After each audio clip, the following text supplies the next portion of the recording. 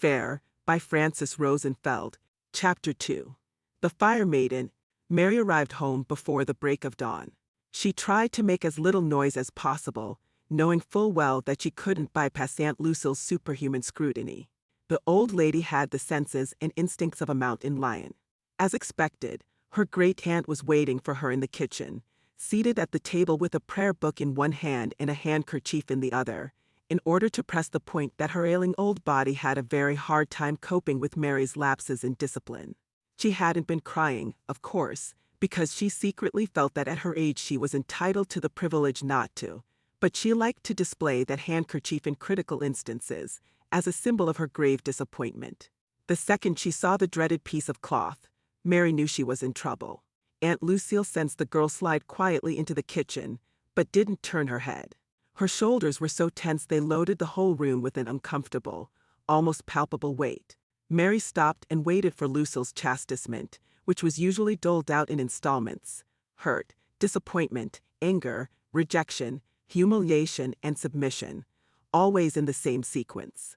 Mary had learned this pattern so well that she could anticipate her aunt's words, those words that tore at her heart with pangs of guilt. Lucille uttered a shrill sigh, and the young girl was almost relieved that her aunt had decided to start directly with installment 3. "Where have you been, Mary?" Her aunt wanted to raise her voice, but her throat had tightened up with all the tension she had accumulated in the last 2 hours, so the words came out in a strange, almost silent shriek. Mary paused to choose her words. "Aunt Lucille, why didn't you tell me?" she asked, strangely poised. Aunt Lucille turned and pinned her down with a probing stare, despite the discomfort she always experienced looking in those clear green eyes. There, she saw the truth, which made her gasp and bring the handkerchief to her mouth.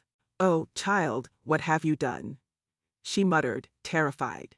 The mere taboo was so ingrained in the old lady's heart that she considered Mary all but lost. Her anger dissipated instantly, and managing this crisis became her only priority. The girl tried to interject a comment, but her aunt was on a roll. "Did you look in a mirror? Where on earth could you possibly find such a cursed thing around here? Did anybody see you? Mary, please tell me that nobody saw you.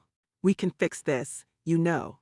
Don't worry, your Aunt Lucille wasn't born yesterday. I'll smooth things out with the ladies' circle. We're just going to have to be very careful," she went on, outlining the plan that had already started congealing in her mind.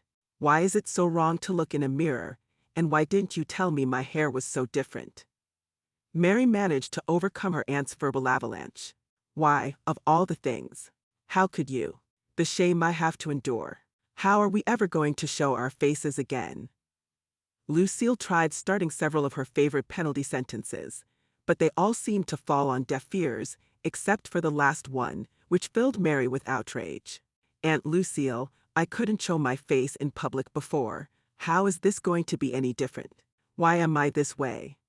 she asked her aunt directly, in a tone that required a response. Lucille stopped for a second, glancing swiftly at the girl to assess her state of mind, and quickly calculated the pros and cons of telling the truth, weighing exactly how much of that truth she had to divulge in order to make this dreadful situation go away. She finally answered, "We don't talk about these things.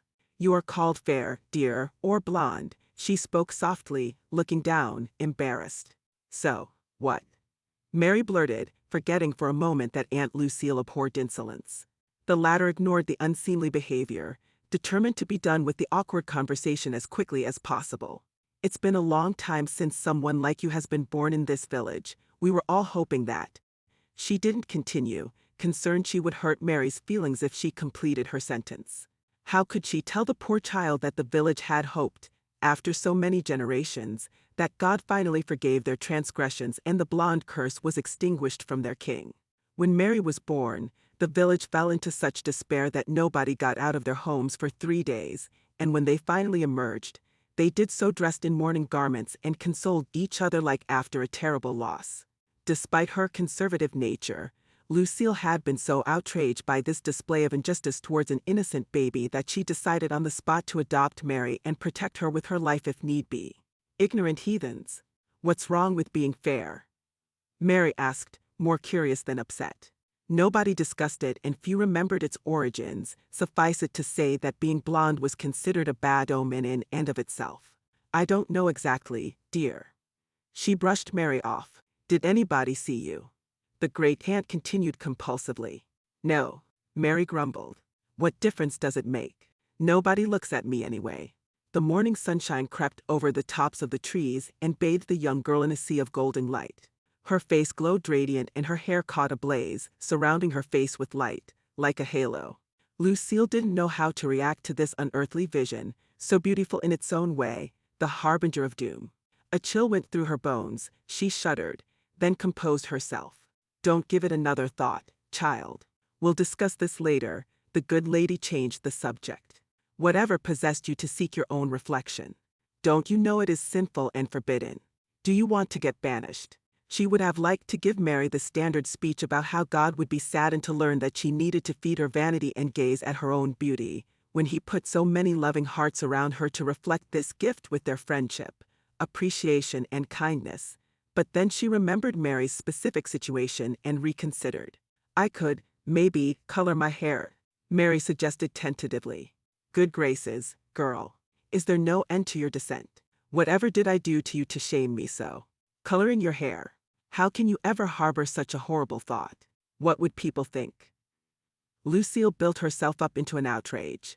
The conversation suddenly took a familiar turn and Mary found herself, wretchedly, facing installment 1. What am I to do then? The young girl asked, and her aggrieved tone made her great aunt dial down her indignation.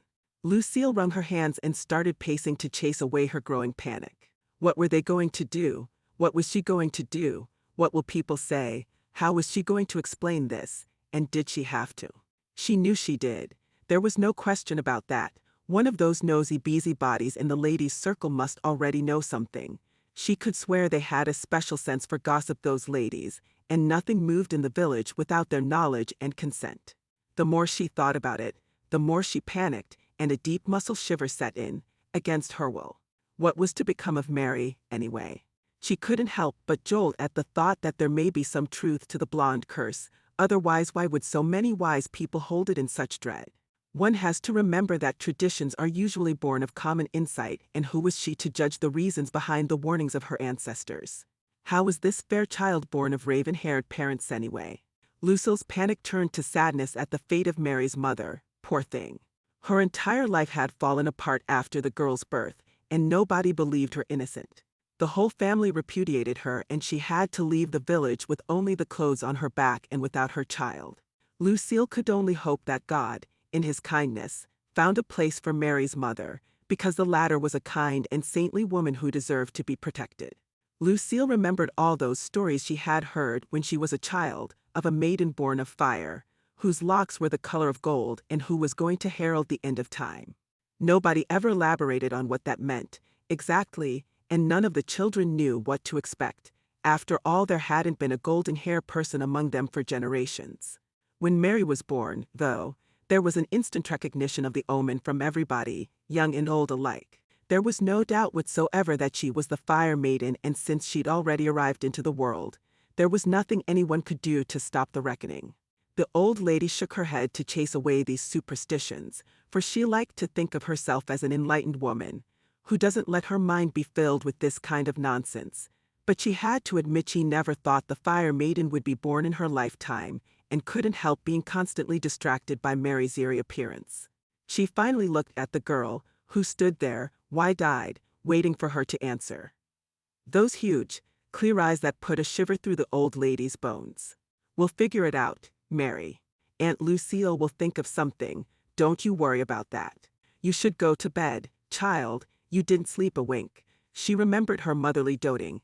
Mary turned around, obediently, and started up the stairs to her bedroom, and her faint halo of golden light lit up the darkness as she ascended.